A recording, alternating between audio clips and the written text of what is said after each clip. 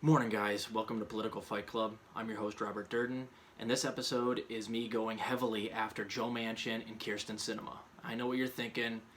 Rob, don't you go after these people a lot, especially lately? Hey, listen, I only go after them when they do stupid shit, and I have to. Like, there's some low points where I don't have to go after them so much because they're not doing dumb stuff, but when these people do horrible, evil, ridiculous things, I have to point it out to you, and Sinema and Manchin are definitely going to be nominated for Shithead of the Week in their respective parties. As you guys know, I always put Joe Manchin in the Republican Shithead of the Week videos because he is a Republican. So is Sinema, really, but I keep her in the Democratic Party for now. So starting with Manchin, number one, he's blocking everything. He's the reason that we can't get anything done.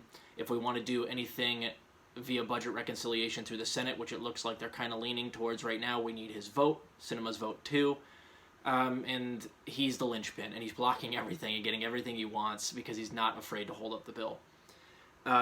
Number two, the Daily Poster strikes again.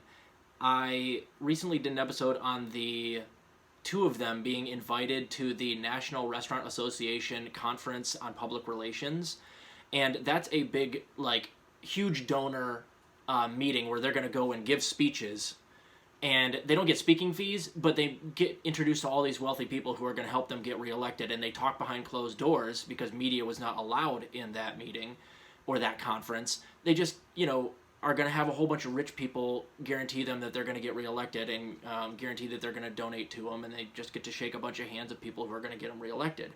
So at this conference, it was recorded that Joe Manchin was actually mocking the $15 minimum wage behind closed doors, and worse, he was mocking Bernie specifically by name. And he was quoted as saying, Bernie wants to push the $15 minimum wage.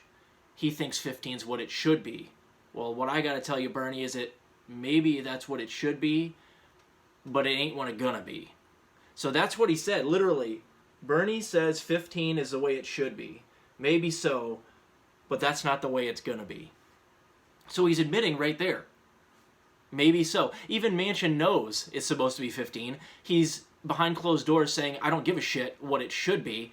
My donors tell me what to do, and my donors, like the people at this NRA conference, who are very, very wealthy CEOs and heads of large restaurant chains, don't want to have to pay $15 minimum wage. So Manchin is their pawn, and this is how they pay him, is they get him meetings with all these people who will donate to him later and get him thousands of dollars for re-election, hundreds of thousands of dollars for re-election.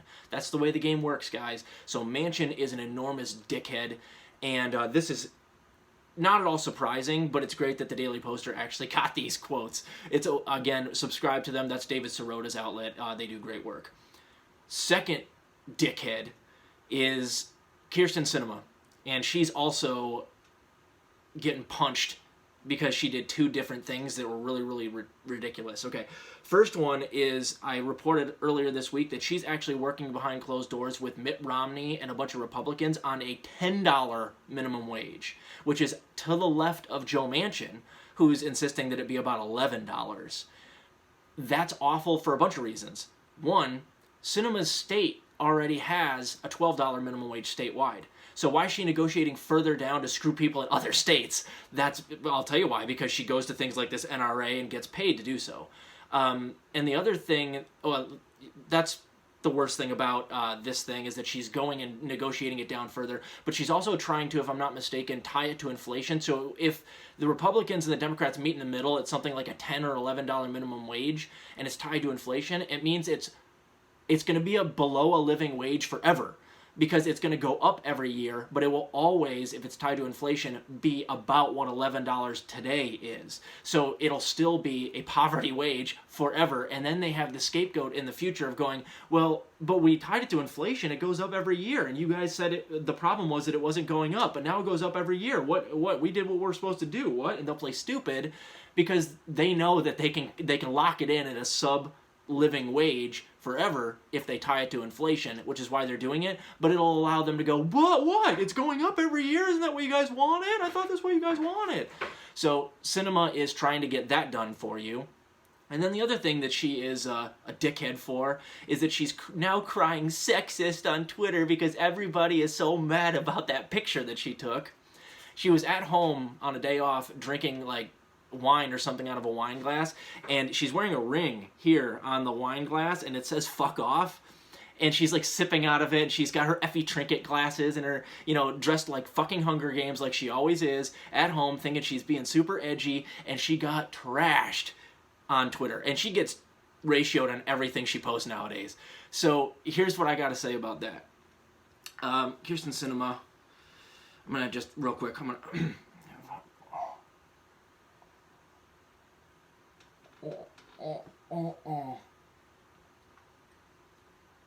Oh, it's good coffee. Now I'm just going to show you I finished my coffee. This is what your voters are going to do. They're going to drink you up and give you the thumbs down, bitch. Has nothing to do with you personally. It has nothing to do with your sex life. It has nothing to do with that you're a woman. It has everything to do with that you're a Hunger Games caricature and you don't give a shit about the common man. And we're going to give you the fucking thumbs down, too. Has nothing to do with your personal life. The only person whose sex life I care about right now is Matt Gaetz. So anyway, maybe Andrew Cuomo, you know, Joe Biden a little bit, just make sure he's not, you know, putting his fingers anywhere they shouldn't be. If that happens in their personal life, I want to hear about it, but not about. I don't give a shit about your personal life, Kyrsten Sinema, unless you're doing stuff like Joe Biden is doing or did back in the day, or what Matt Gaetz has been doing recently. I don't give a shit. So stop it. We hate you because you don't give a shit about regular people. It has nothing to do with your personal life. So these two are almost certainly going to get nominations for the shithead of the week. But, oh my God, I saw some of this stuff this morning and yesterday, and I was like, I got to put them back in there because we have to go after these people. They should both be primaried. Paula Jean Swearingen would be a great alternative to Joe Manchin. She's already run. She didn't win. She's a wonderful candidate, and she even went out and basically laid out AOC on Twitter recently, where she's just like, we ran together, and I lost, you won, you got in there and you got rid of all your principles, and what are you doing now? And basically disavowed AOC. So she's a fighter. She could definitely run against Joe Manchin. I don't know who could run against Kyrsten Sinema, but we'll keep our eyes peeled here. We got a little bit before either of them are up for election, I think. But they got to go. I mean, this is unacceptable. On substance, it's unacceptable, and also they're just like generally evil, hateable people when you find out what they're like in their actual lives. So Kyrsten Sinema, Joe Manchin, peace out, fuckers. All right, keep fighting the good fight, guys. I'm gonna break down the Richard Wolff Destiny debate later today. I tried to do that last night, but it's too long, and I was a little bit too tired to do it, a little too drunk too. So I'll see you guys later.